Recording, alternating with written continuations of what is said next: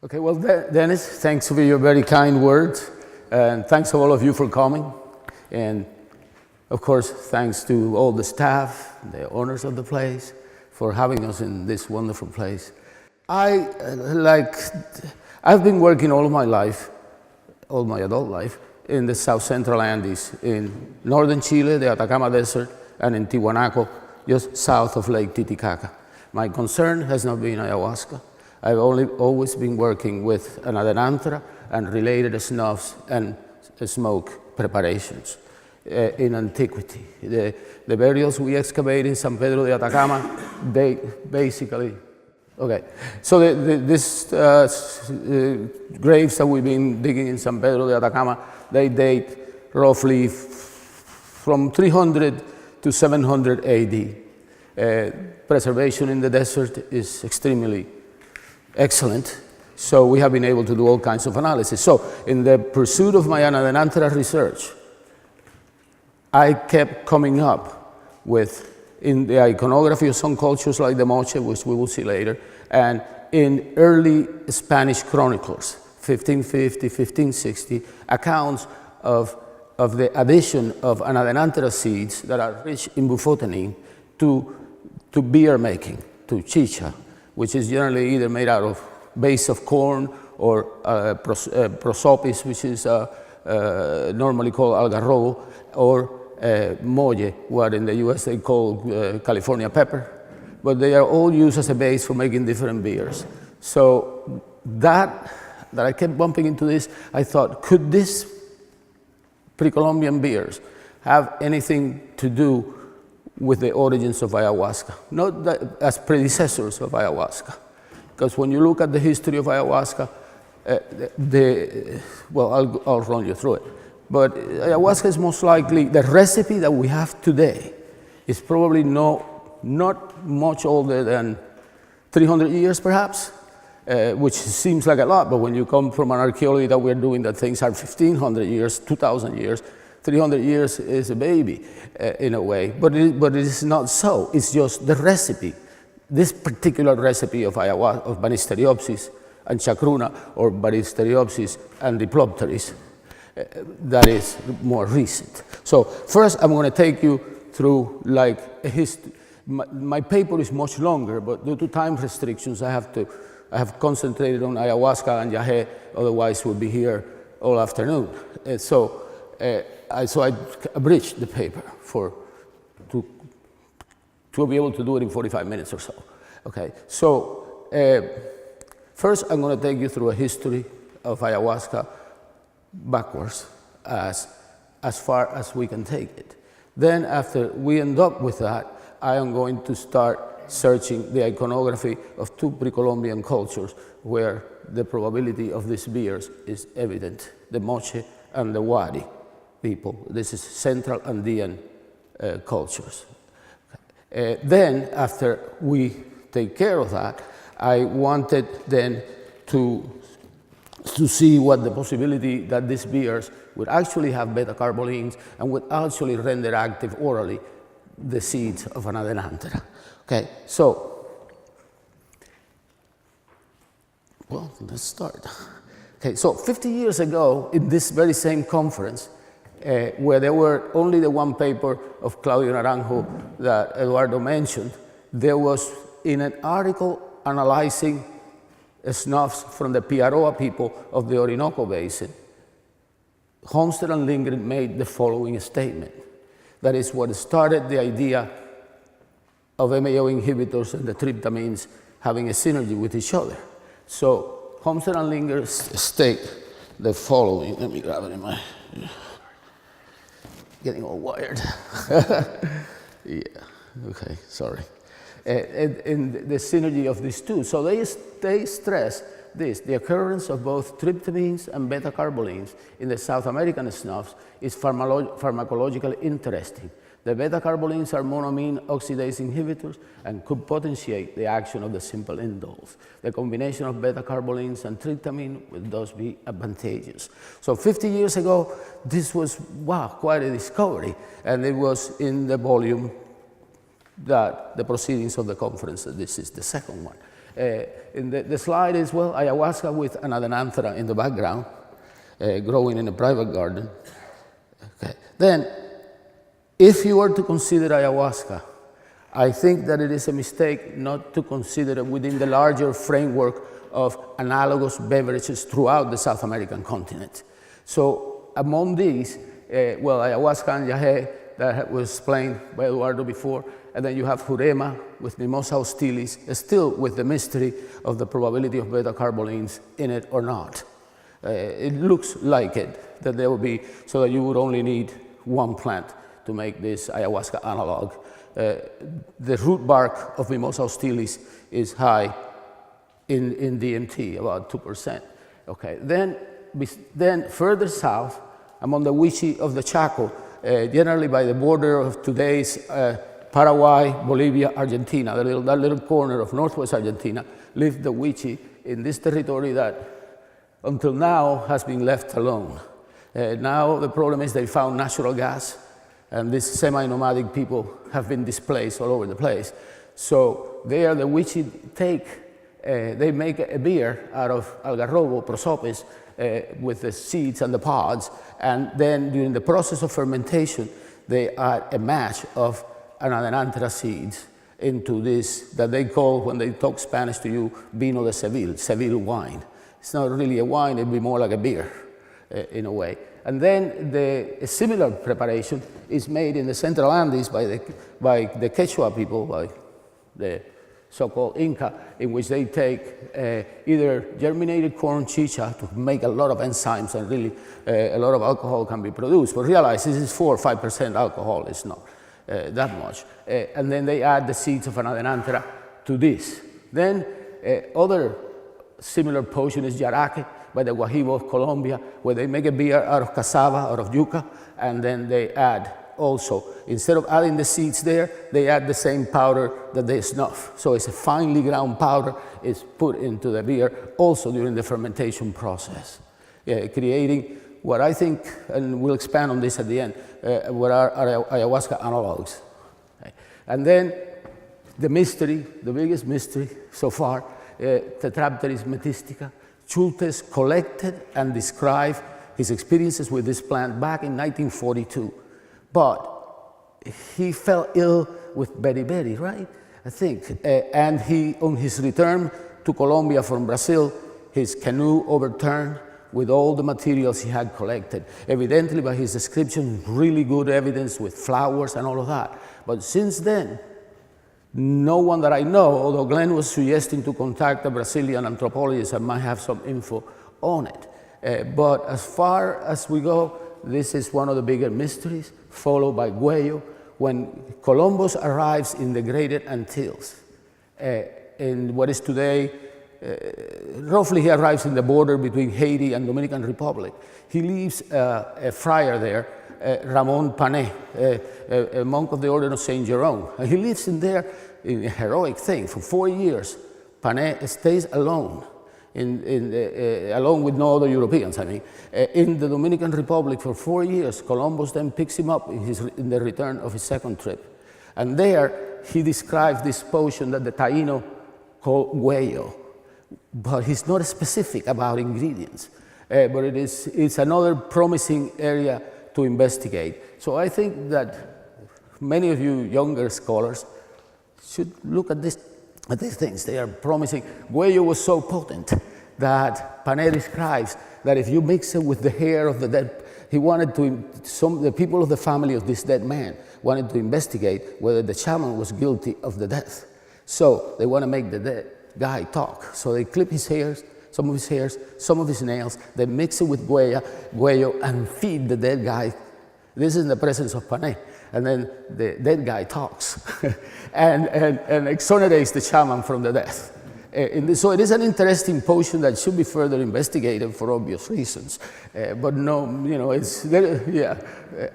So then if you see the distribution of these talks, of these different substances throughout, you have like a total surrounding of ayahuasca territory by these potions. You have jurema over there, vino de Seville here, chicha with vilca here, and then you have yaraque on top, Tetrapteris metistica, and then something that I think, together with the beers, is important for the rest of this talk, is how from the very beginning, Spruce sees this Wahibo man that is, as he prepares his snuff, he keeps chewing caapi for a couple of hours, and then he snuffs, and then he tells, I'll show you the quote of Spruce in a minute.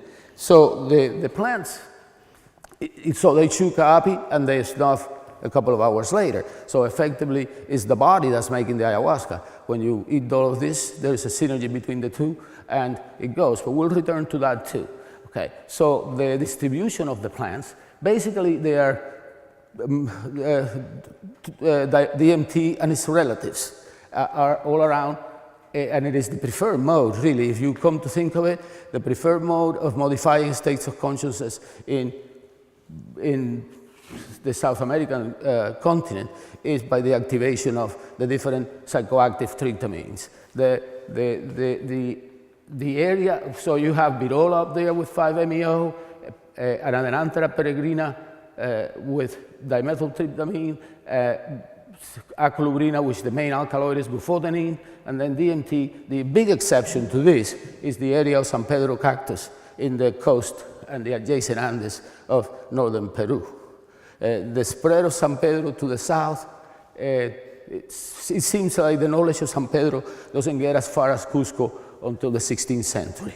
Previously, it's basically an affair of this area.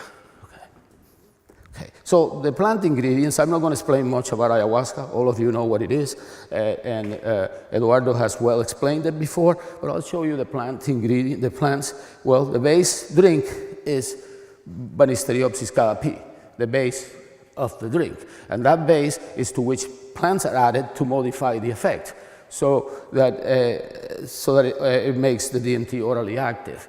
So this is ayahuasca, is flower, is fruit, the samara, and then the plants that are most commonly used is, well, Psychotria viridis is the one more widespread today when we know it as chacruna. But then in Colombia and Ecuador, where chacruna does not grow, Diplopteris cabrerana is the plant used that is sort of like a relative of Banisteriopsis, but in this case, the leaves that contain the DMT. Okay. Then many others, like it was mentioned before, are added, like tobacco, Brugmansia, Brunfelsia, depending on the circumstances. But these are just 3 out of at least 100 plants that are used in the ayahuasca complex. Okay. Now, as far as how far can we take it with the available information? Well, there are, of course, myths that relate the creation of ayahuasca. An interesting one is this myth related by Gerardo Raikal-Dolmatov in his book Beyond the Milky Way, and that's a drawing taken from that book. He takes this story about this very pregnant woman was in a maloca, in a collective house, and it was a feast, and it was a lot of noise and drinking and so forth, but she then steps out because she can't take this stuff so much. So she goes wandering in the forest, and then out in the forest, she gives birth to this luminous child. It's a wonderful story, it's much longer, to this luminous child, and then she comes back to the maloca carrying this baby that is just pure light, and when she gets in there, she screams, "Who's the father of this child?" And all the men scream, "I'm the father of the child, I'm the father of the child," and they tore the kid apart. And so they plant the child, and every Tucano community has its own Banisteriopsis vine. It's a really nice story. But then, as far as audience in archaeology, it's really none. Recently, an article was published from this team of investigators in Chile that started analyzing the hair of mummy bundles. Really not mummies they are not manipulated bodies. They are bodies dehydrated by the effect of the desert. They were really, it's a bad article. It's gotten a lot of press because they said, oh, we found harmaline in the hair of these mummies. Well, they analyzed 12. They found harmaline in the hair of 2 mummies, a child and a woman, and then they tried to find DMT in the hair, and of course they were not successful, but because by all accounts, DMT most likely does not go to the hair follicle, so it won't be in the hair. So they did not succeed, and they do not contemplate the possibility that DMT is not present in the hair because it doesn't go to the hair. They just make a big argument about the absence of it and the use of harmaline as a thing. And then they propose that they were bringing ayahuasca from the jungle into the Valle de Azapa, which is very northern Chile, almost to the border with Peru, on the border with Peru, really. And then they propose, but now imagine yourselves, this is the driest desert in the world. So here you're going to what? Bring ayahuasca from hundreds of miles away, and in what kind of amounts you would have to bring to supply a community with ayahuasca. You would have to have llama caravans coming from the jungle to bring Banisteriopsis here. And so there is a faulty argument altogether, and they don't try and explain the presence of harmaline by other means. Like basically, as you know, in shamanic practices in South America, tobacco smoke is blown into the head of people kind of with a lot of frequency. But then these mummy bundles were in the museum storage rooms for decades with people smoking around them. So that the presence of harmaline in the hair of these mummies is most likely tobacco and combined with bad analytical techniques, because then they went and they tested a relative of one of the friends, that a woman that was a hairdresser, and her daughter, 12-year-old at the time, and they also found harmaline in the hair of these two women. So it's a mess. So the archaeology of this is shot at this moment. There is no knowledge of it. Then the earliest mentions of ayahuasca, okay, in historical documents, the earliest one, and they are all, almost contemporary. I'll show you the quotes in a minute. It's Pablo Maroni and José Chantrey Herrera that describe, Herrera is a very nice description. They describe the use of ayahuasca in the late 1700s, basically. I'm sorry, in the late 1600s, early 1700s, this happens. I'll show you the quotes, both of them. Then another big description of these early ones is the one of Juan Manin. Then Manuel Villavicencio was merging before, around 1850. He is the first one that I know of that tries ayahuasca and publishes about his experience. He was an Ecuadorian geographer that wrote a book, the Geography of the Republic of Ecuador. And then Alfred Wallace, traveling basically at the same time as Spruce, also describes the thing. So it's in 1851, the explosion of descriptions occur. And so you have the descriptions of Wallace, of Villavicencio, of Simpson, and Spruce all coming out really within months of each other. So it's kind of like it usually happens, you know, that this takes place like that. So let me show you a couple of these quotes so that you see what. This is the quote of Chantrey Herrera. See, the difficulty with his work is that he compiles a history of Jesuits in South America from 1637 to 1767. But whatever he describes inside is not dated. So at one point in 130 years, a Jesuit priest in the Amazon wrote this down. There are no credits given. So at some point there, this was witnessed. Not by Chantrey himself. The date of 1767, because that is the year that the Jesuits get expelled from America and from the world, really. It's a conflict with the Vatican, internal politics about theological interpretations, and the Jesuits get sort of locked out of everywhere they were missionizing. They come back like 100 and some years later in 1862. So there he describes this effect, but what is most important in this probably the first description, already they are talking about additions to the basic brew. What he says that they add bitter herbs. Also to be noticed that it is common today in Amazonia that at this time they are already drinking the brew in 2 small cups rather than 1.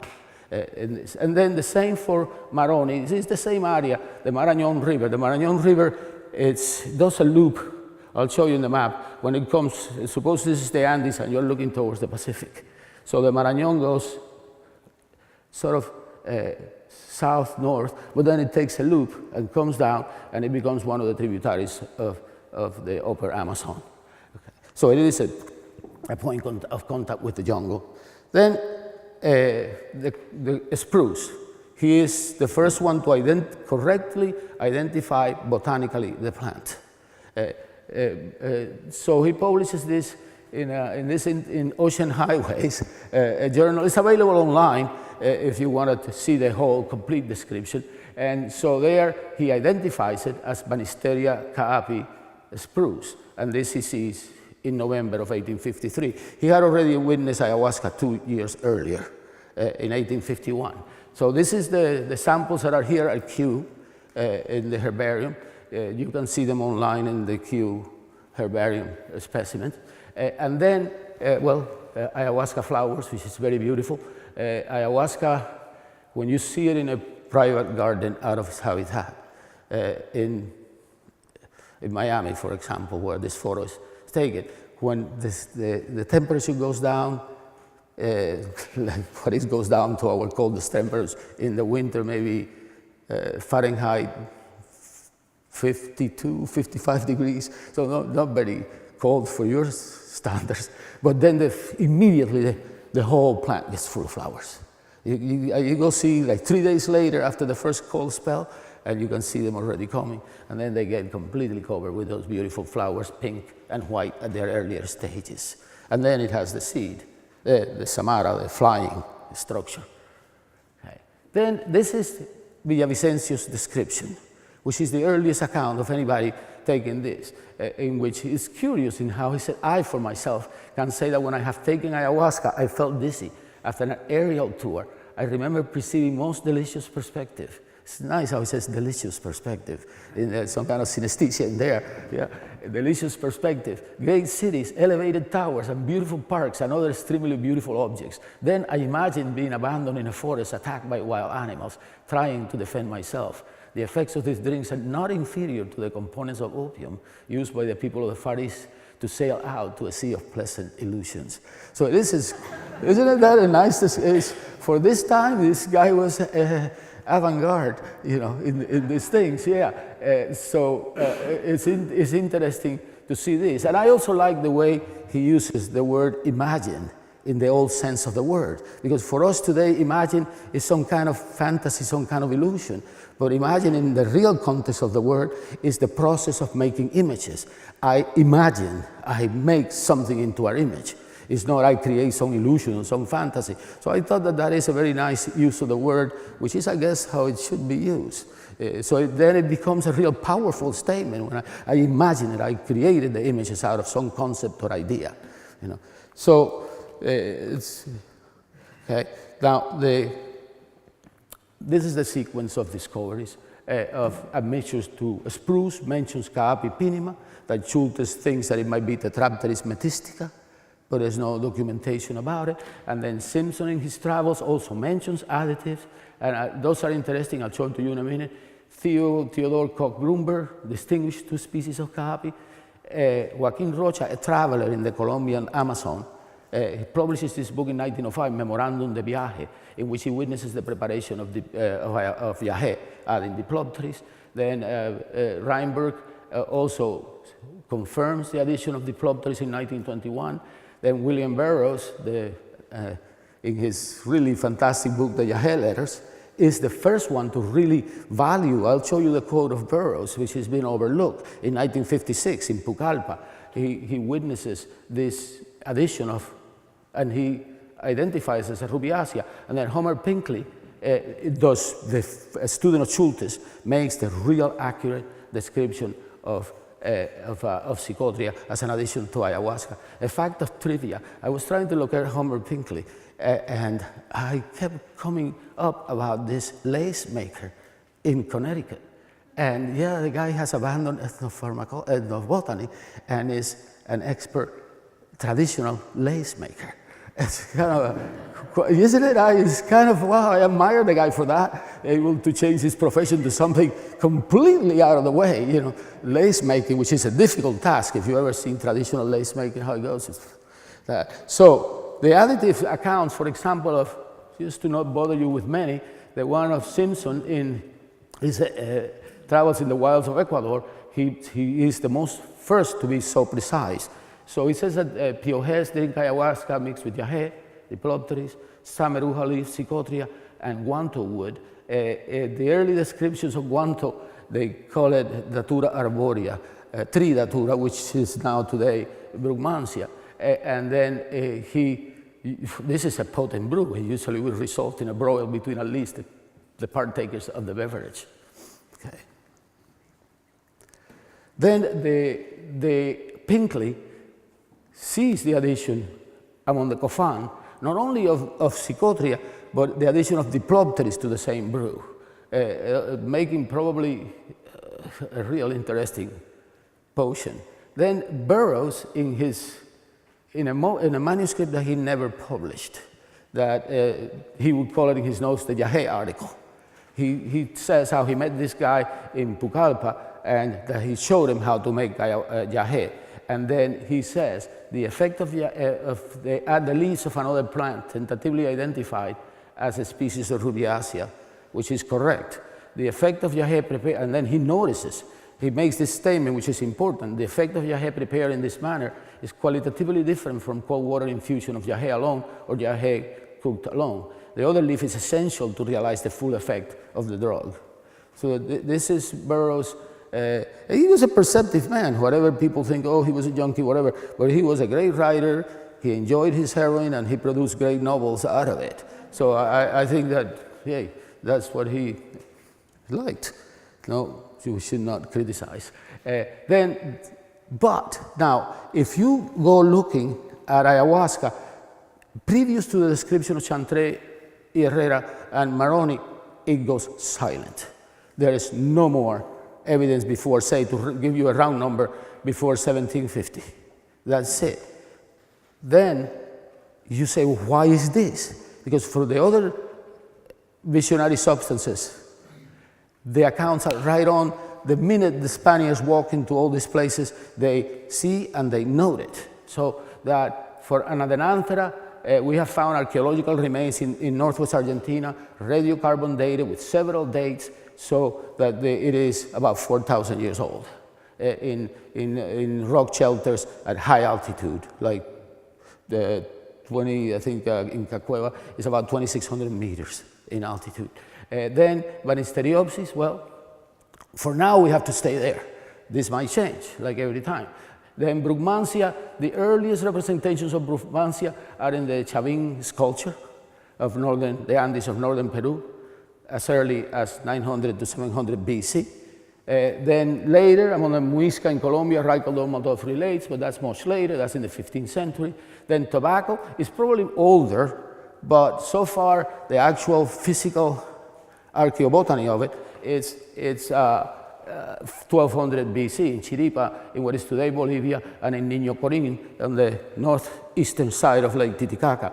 There is Nicotiana 300 to 500 AD with good radiocarbon dates on that. Then coca, it's at least 2000 BC. It has been found, not only the leaves, because you say, well, there could be leaves there, but that does not prove human beings are using it. Maybe the bush just grew there, is the argument that you could say. But these findings in Asia and in culebras are together with the alkaline substances used to chew coca, proving, I guess without the shadow of a doubt, that human beings were chewing coca as early as 4,000 years ago. And then the cactus Trichocereus, it's been found also about the same age. So about 4,000 years ago, all of these psychedelics came into being. You should think that this is also a period, let's say between 2000 and 1500, where people begin to abandon nomadic life and begin to settle down. Agriculture, ceramics are coming into weeding, are coming into being, and then these plants come into work. In a way, as if they would help in adapting to the new conditions of life. They were, continuing to adapt. So Spruce's quote is this, when Spruce observed this guy in 1852. This is an exhibition in the economic botany area at Kew. I saw it 2 years ago, so it still be there. The Guajibo, this is the Colombian grasslands people, had a bit of caapi hung from his neck, along with the snuff box. And as he ground his ñopo, he every now and then tore off a strip of caapi with his teeth and chewed it with evident satisfaction. Then he says, with a chew of caapi and a pinch of ñopo, said he in his broken Spanish, one feels so good, no hunger, no thirst, no tired. So here we get the first clue about this synergy, that the native people are aware, really well aware of the synergy between the two plants. So if we're going to look at, so in the next few sections here, I wanted to show you the chewing of caapi and the drinking of anadenanthera seeds as part of beer making. So anadenanthera is basically two species that get used by native people. Colubrina, which is what you see here, in its preferred habitat, open spaces, no forest crowding it or anything. It doesn't go to the rainforest. Some the Yanomamo is planted, but it is a garden, not the natural habitat of the plant. And then the sister plant, Anadenanthera peregrina, in a photo by Schultes in Rio Branco, Brazil. These are the common names today. Colubrina is basically known in northwest Argentina as Seville, where it is most abundant. Most abundant, really. And Bilca in Peru and Bolivia. Peregrina was first witnessed by Columbus, and Panay is the earliest witnessed by Europeans. It was witnessed by Columbus in his first trip in 1492, and then by Panay in Columbus' second trip in 1494. So these are the earliest accounts of all. There can be anything earlier because there were no Europeans in America. So this is as early as it goes, as far as our knowledge of this use. Okay. Now the distribution of anadenanthera is that Colubrina down here, you would say Peru, Bolivia, Argentina, and then Peregrina up in the Colombian llanos and grasslands. But then when the Taíno migrate into the Caribbean, it is so important for their predecessors that they take the plant with them and introduced it about 2,000 years ago into Puerto Rico and Dominican Republic and Haiti. But it's not a native plant, I guess, even though it's been there for now 2,000 some years. Okay. But it is an introduced plant. And then the main alkaloids in anadenanthera, the main one is bufotenin. We have found bufotenin in plants in the Chaco that have 12% bufotenin, which is, I think, for the planting, this is cultivated by the shaman that we go to over there, but it's for 12% an alkaloid in a plant it's a huge amount. It's a huge amount. We have experimented with it in all ways, snuffed it, smoked it, and extracted the bufotenin as a free base out of the seeds and using it through the nose. And it is an extraordinary experience when you do the bufotenin free base. Last time done at time it was an hour 50, and then the effects ceased abruptly. We did 100 milligrams. It was, I would say, too much. It was a mistake. I mean, we were simply guessing. It was a terrible guess. But we thought we were dead, and obviously we were not. But I would say that if you're going to do it yourself with bufotenin free base, free base is the one that works. Maybe start with 25 milligrams and then work your way up. Maybe you like the 100. I certainly would go down to 25. Yeah. It's an extraordinary experience. I don't know. To me, it was very related with death and dying. It was impacting in that way. You think you're dead. Then, if you were to continue with the chewing of caapi in combination with yopo, it is spread all over this area of northeast Amazon. And there, this is the Orinoco River going up like that, over here to the Bay of Maracaibo. And then this Colombia, which is open grassland savannas, and over here in this part of the Orinoco is more like a rainforest environment. So there, many groups, the Guajibo, the Pume, and others, do chew the Banisteriopsis, wait an hour or two, and then snuff. So obviously, these people were well aware of the synergy that is occurring. They might not explain it to like we do, MAO inhibition and whatever, but they clearly knew that relationship was going on. Then the Piaroa, this is, I think, a good to summarize this. Robin Rodd, an Australian anthropologist, has been working with the Piaroa, quotes this quote from his informant among the Piaroa. And the guy tells him the force of Yopo and the force of Kaapi work together. And then later he says Kaapi is his spelling with just an A. Kaapi extends Yopo. See, there's an understanding on this Piaroa person. Kaapi extends Yopo and makes it stronger. Without Kaapi, Yopo only lasts a short while and the visions are weak. So there is a clear understanding by this man of what's going on here. It's not that thing. This is an excellent article, by the way. If you look it up, it's Journal Psychoactive Drugs number 34, and it's not synergy. And this is the typical Piaroa snuffing equipment. The bifurcated snuff, so that you put two to your nose and the other, and the white-shaped snuffers. Okay, then other people, to change down to the brews, the Vino de Seville among the Wichi, a potent thing, like he says here.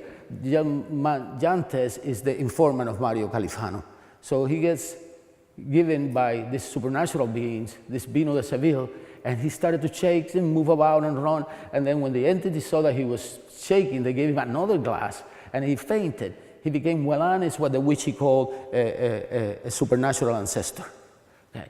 And so after that, he sat up, supernatural helper asked him to look around the whole world and to listen everywhere. He squatted and saw everything. Afterwards, he sat on a slippery chair, looked at his body, and saw that he was not flesh, just bones. This brew, as far as I know, has never been tested by an outsider. I haven't. They keep it sort of quiet in the existence of this brew. This is your typical Anadenanthera pod and seeds. This is a small one. Generally, they tend to be a little longer. But it's typical. The easiest way to identify it is by the constriction between the seeds in the pod. Okay. Then the early chronicles. This man called Polo de Ondegardo, he writes this in 1571. Those who wish to know an event of things past or of the things that are to come, invoke the demon and inebriate himself. And for this practice in particular, make use of an herb called chicha, putting the use in chicha or drinking it by another way. Generally, when a 16th century chronicles says either drinking it another way or tomándola por abajo, drinking it from below, they are speaking about enemas. Okay. So here it seems these people were not only drinking the chicha with the seeds, but they also consuming it as an enema. Okay. Then another early Spanish chronicle, Bernabé Cobo, says more or less the same thing. Now, so if this is going on, how come then we don't find that ayahuasca earlier? There has been much made. Plutarco Naranjo, in the conference that Eduardo mentioned before, wrote a paper in which he proposed that ayahuasca was 5,000 years old. And his argument was based on that pod. There are no chemical analysis of it or anything. It was an elaborate pod in the museum in Quito, and he decided that this was from, basically, yeah, he decided, oh, this was for ayahuasca. So he makes a whole argument, ayahuasca is 5,000 years old, look at that pot. That later it turned out it wasn't even 5,000 years old. It was much younger, probably about the time of Christ. But this is the problem in archaeology in trying to identify the drinking of any potion. Because how do you identify it? A pot is a pot. You know, they all roughly have a function of containing a liquid that you drink. So that it is elaborately decorated does not mean it's for ayahuasca or San Pedro or whatever. What makes it easier for us in an archaeological context with snuffing or smoking is that the paraphernalia is specific to the task. Like in this case, snuffing over there, the oldest paraphernalia found in Huaca Prieta, the north coast of Peru, 1200 BC, or these pipes made out of puma bones with an adenantera in them in the Puna de Jujuy in Argentina, 2100 BC. It's curious that this earliest of pipes, there's always the association of felines with psychedelics. These pipes were made with puma bone. They're about this size. And but luckily for us, they were not fully smoked. So the back end of the pipe had the smoking material without being smoked. So it allowed for the identification of the tryptamines in the mix. Okay. Now, all that said, so there is an establishing that there is a clear understanding of the synergy between these plants in South America. So let's turn around and look at, is there any iconographic evidence in the Central Andes, for example, that demonstrates the idea of a predecessor of ayahuasca in ancient drinks of fermented corn or algarrobo with the addition of seeds? Well, the Moche people of the north coast of Peru, they are the most descriptive, if you want to say that, of ancient American iconography. Things are what they look like, so to speak. So this fancy pot, this is in Atlanta at Emory, it shows the Anadenanthera tree very clearly, but there are at least 50 or so, I think 57, ceramic vessels that shows people hunting deer. But these people hunting deer are dressed in very elaborate costumes. You're not going to catch any deer with a paddle and dressed full of feathers and so forth. So these are probably ritual hunts, because there is no evidence whatsoever among the Moche that have been excavated extensively, any evidence that they ate deer meat. So that these are ceremonial hunts, much like the Wiriquita hunts for peyote by the Huichol, where they identify the peyote as a deer. It's interesting, this kind of connection, if you want to call it that, about this. So you find this, the trees and an adenanthera, easy, you know, you see the leaves, the leaves, the pods contrasted between the seed, ending in the little point. So the arch leaves, which contrast with other mimosas and acacias present in the area, like algarrobo, that are more contorted by the winds of this area. Because algarrobo, remember, algarrobo is an Arab exonym that when the Arab occupation of southern Spain back then, the carob tree becomes algarrobo, which is of the wind, caused by the wind, as the original Arab name. So this is distinguished that way because this is a more graceful tree. You know. Okay, so there is some more of showing this, and this, significantly enough, let me back up. These are ladles to manipulate some liquid. You know, they're about like this, more or less, with the handle, to put the hand, and then to get the liquid out of presumably whatever the fermentation vat is. Then other one of those. So this doesn't prove much by itself, but continuing looking at Moche iconography, you find these other ones in which here is a guy with a deer and a spear thrower in his arms, and below it in the painted scene, you have a man in a litter with that little thing hanging from his headdress. We'll go back to that in a minute. You see him down below. But then accompanying the man in the litter, there are two dogs in contorted poses. As Spruce already mentions in 1851, that the Catawichi hunters gave themselves an enema of bilka seeds and his dogs so that they could hunt better and see better in the forest. And then also the Piro snuff yopo, the Piro hunters snuff yopo before embarking on a hunt, and also put yopo into the nose of the hunting dogs.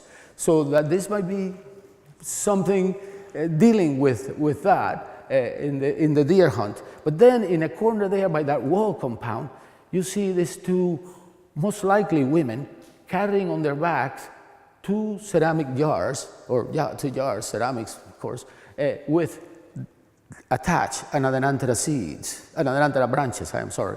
But then if you pursue these women in moche iconography, you come up to, I'll show you a couple of scenes. Here you come up with this scene where the two persons are down there with 7 of those jars, and 2 of the lids of them has been substituted by deer heads. Okay, I think it's as clear as you can get in this kind of iconography that the substance contained there is connected to an anadenanthera potion. But then if you go to another scene, you find the same in this another person with the jars there, and then you see that everybody on top is armed with spear throwers. The moche were particularly, I don't know if violent is the right word for it, but I guess it's the best word I can find for what they did. Okay, so there you have that this man is being offered a potion, or a drink, something to drink, so that you can say with as much certainty as can be said in these things that most likely they were drinking a potion that contained the seeds of anadenanthera. If this is so, it would say that there were ayahuasca analogs in the north coast of Peru, roughly about 500 AD. So I think that the important thing to start noting here is that because when I first started this research, I was hunting for the origin of the recipe. Okay, but then I realized this is a stupidity you are doing. These plants are only available in a fairly limited environment. So what is important is the idea behind it, the concept that if you take this plant and you take this other one, there will be a synergy occurring here. And I think for these people that are doing anadenanthera colubrina, which has bufotenin, bufotenin doesn't lose oral activity when you do it by itself, unlike DMT. So that I think that if you're a user and you're exploring your environment, you would say, I have to find a way of making this more effective. So you start your exploration guided by that notion that here, if I know that if I snuff this or if I smoke it, this is quite an impacting effect. So how can I extend the effect, enhance the effect in whatever way is enhancing is for you, and then produce it that way. Another thing that you have to consider, okay, because we see this in the archaeology of San Pedro de Atacama, in northwest Argentina, where anadenanthera is super abundant, people prefer to smoke it. For all the way on, really, from 300 on, they prefer, from 2000, 4000, they prefer to smoke. But smoke, if you look at it, is a real wasteful method. I mean, a lot is lost in the pipe, a lot of smoke is lost in the air, and the consumption in the bowl, and all of that. So if the seeds are scarce for you, you don't want to smoke. If you cross the mountains to San Pedro de Atacama from northwest Argentina, we see that the initial use of the seeds in San Pedro is by smoking. But by about the 203rd century or so, pipes disappear from the archaeological record and snuff enters in. And snuff, compared to smoking, is a much more economical way of using your material if you have to import your seeds from the other side of the Andes. It's a trek that is, in the old days, most of the road today, when we have done the journey, we had an altimeter that went to 5,000 meters and it topped off. So all along the road, it would have been it is an arduous trip today in a car, in a Jeep or whatever.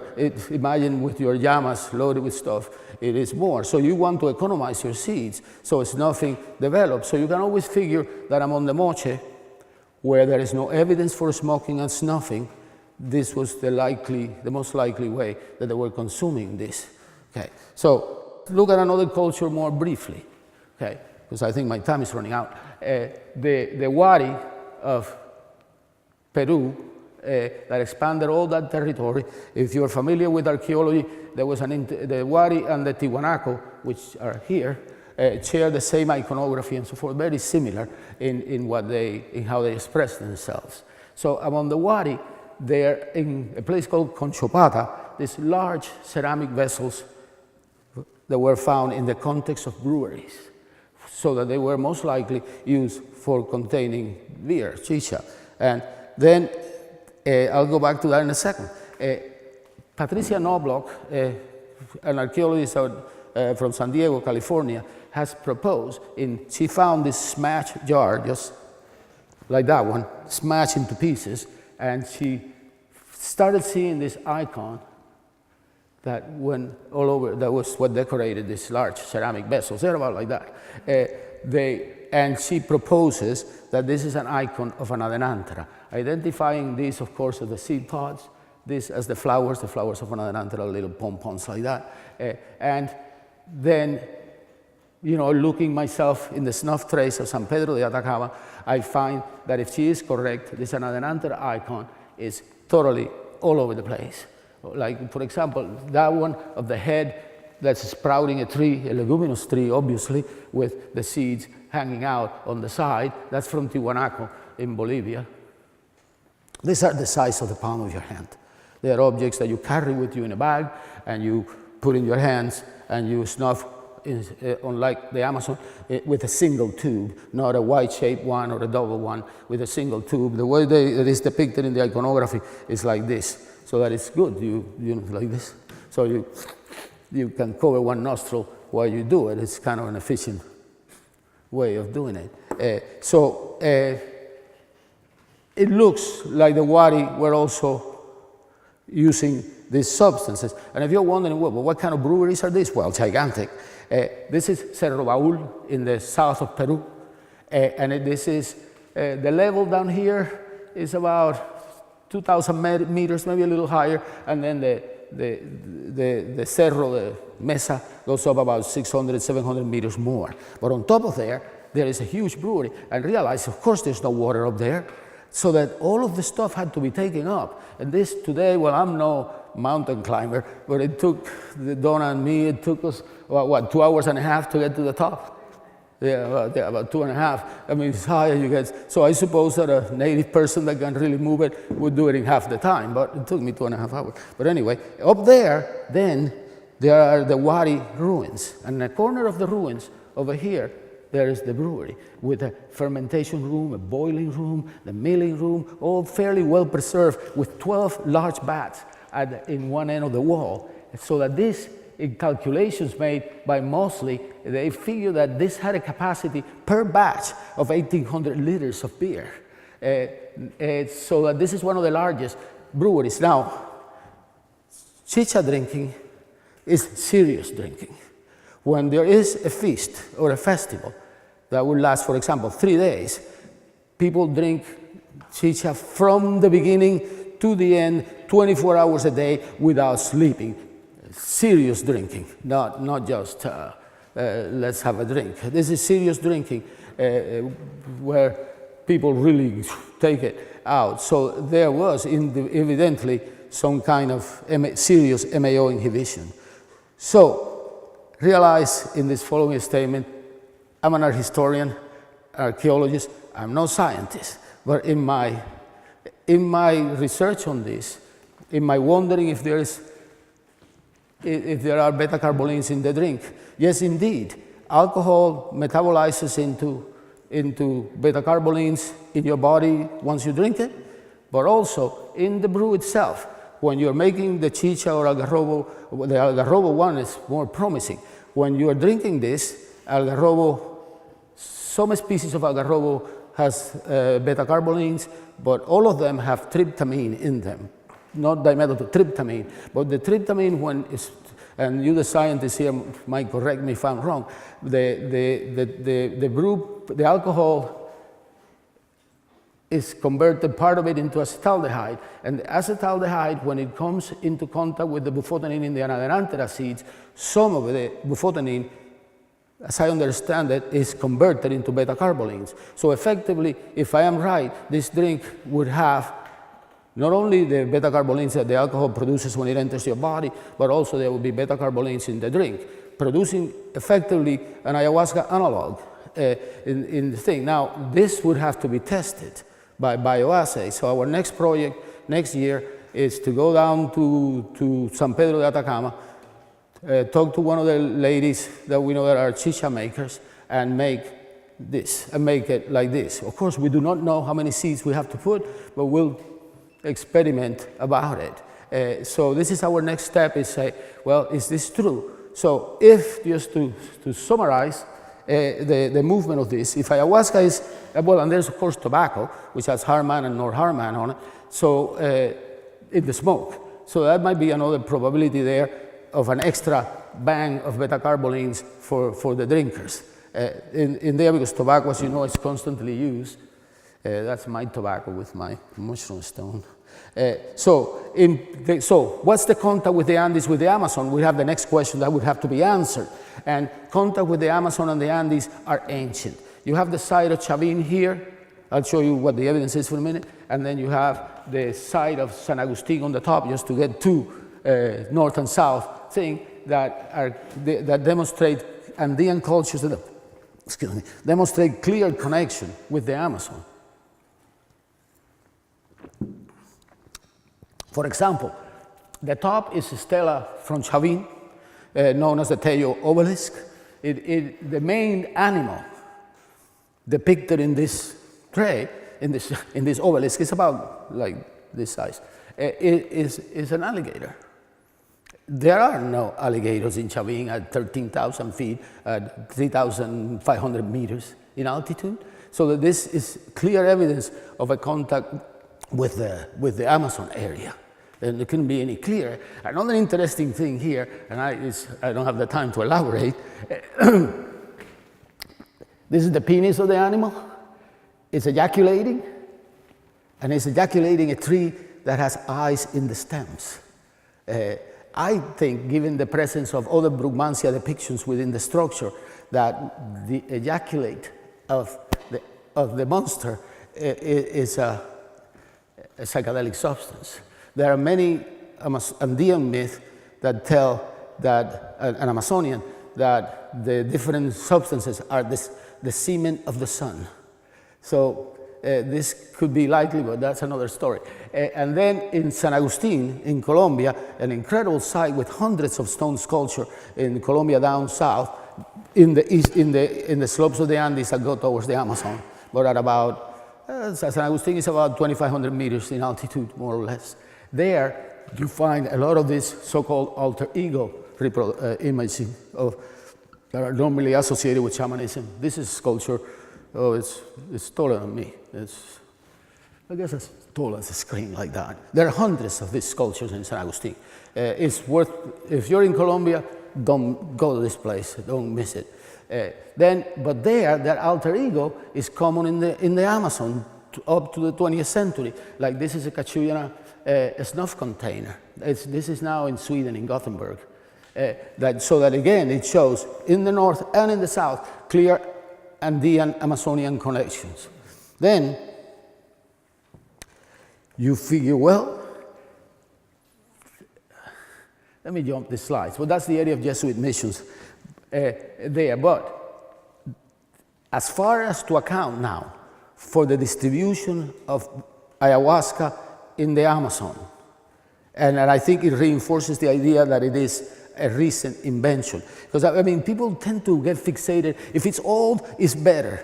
If it's old, it's not better. I mean, what I think is good and clear here is that Amazonian pharmaceutical traditions continued well after European contact and continued up until today. So that I think that ayahuasca is recent, it's great. I mean, it just is evidence of a dynamic pharmacopoeia continuing evolving even after the interruption by our people. So I think it is vital in that respect. So take a look at this. This is a map I compiled from information by Glenn, by Brabec de Mori, by Gao, and Robin Rudd. So I think that the invention of these ayahuasca recipes that we know today took place in the Northwest Amazon, in the territory that today is Tucano territory. Probably, I would say no earlier than the late 1500s, no earlier than that. Okay, but it is the result of a bunch of visionary traditions converging in the area, because you have, of course, the Andean connection coming down, and then you have the Guahibo with their fermented drink and others, you have the Piaroa with the chewing capis, so that the thing was well known. So imagine you're in new territory, you have all this information from your surrounding cultures, you're going to go explore your environment. How do they select specific plants? Well, that is a difficult question to answer, but I think what I have been most impressed whenever I've been with any shaman is how well this person knows the environment. Like I remember with Fortunato, the shaman that we go in the Chaco, one time he took me and Donna out on a walk.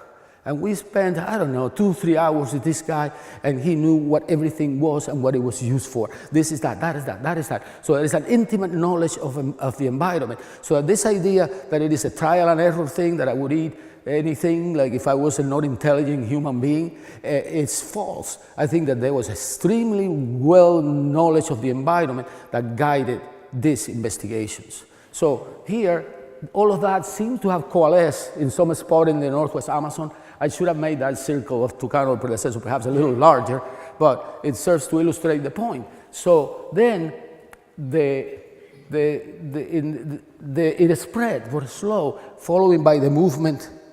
See, like this, like first there is a collapse of the Inca Empire after 1533, Atahualpa is executed, Pizarro reaches Cusco, then there is a Spanish slavery going on over here. In this, did I blow this? Yeah, let me plug it back in. There is Spanish slavery going on in that area.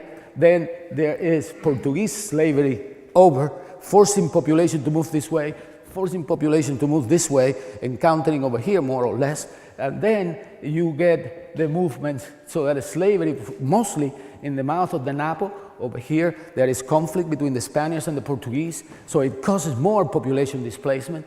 And then after the people go and seek refuge in the Jesuit missions. And then when the Jesuit missions disband, more population movement goes around, and then when the rubber boom comes, gives it the last push, so that you get a distribution here where you have, let me go to the other map, so I have to conclude. You get that the ayahuasca probably did not reach the Shipibo, I would say about, looking at all the population displacements, maybe around 1800, more or less, a couple of hundred years ago. So that when people say, oh, ayahuasca has been used by the Shipibo for millennia, I don't think so at all. So then it continues. Among the Piro, probably they knew about it a little earlier, but by 1900 they were using it. And then the last push for the globalization of ayahuasca, if you want to consider that, is when the rubber booms, then it goes into Rio Branco, and you get the birth of like Santo Daime. And then it continues to here. So that flow like that is very elegant, really. If you look at it, it's like designed, how it just flows and that. Well, I've been an hour and 3 minutes, so I think I should quit. So thanks to all these people that helped me enormously through this process of mine. So thanks for being such an attentive audience.